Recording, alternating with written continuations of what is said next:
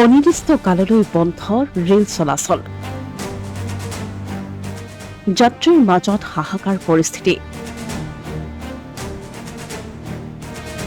ষ্টেচনতে আবদ্ধ হৈ পৰিছে বহু যাত্ৰী।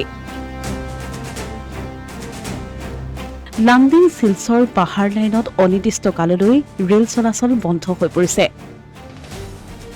বৰষুণৰ ফলত লামডিঙৰ পৰা আগৰতলা অভিমুখী ট্ৰেইন বাতিল কৰা হৈছে। শিয়ালদা আগৰতলা কাঞ্চনজংঘা এক্সপ্ৰেছ, দেওঘৰ আগৰতলা এক্সপ্ৰেছৰ লগতে বহুকেইখন ৰেল বাতিল কৰা হৈছে। বৰষুণৰ ফলত উত্তৰ পূব সীমান্তৰ ৰেল কৰ্তৃপক্ষই বাতিল কৰিছে 40খন যাত্ৰীবাহী ৰেল। ইয়াৰ পাছতে লামডিং ষ্টেচনত শিলচৰ অভিমুখী বহুকেইখন ৰেলৰ যাত্ৰী আবদ্ধ হৈ পৰিছে। ৰেল যাত্ৰীসকলৰ মাজত হাহাকাৰময় এক পৰিস্থিতিৰ সৃষ্টি হৈছে।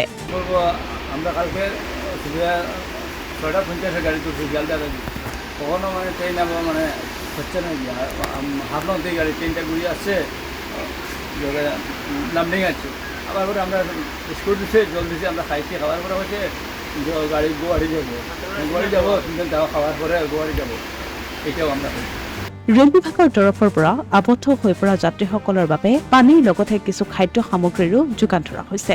আমি শিয়ালদাতেই উঠছি, বদরপুরে যেতাম, হাফলং গিয়া ট্রেনটা চেঞ্জ হয়ে গেছে, ঘুরিয়ে আইছে। এখন আমি লামডিং আছি, ট্রেনে কইছে যে গুয়াহাটিত নিলাম। অসমীয়া প্ৰতিদিন ডিজিটেল সংবাদ, লামডিং।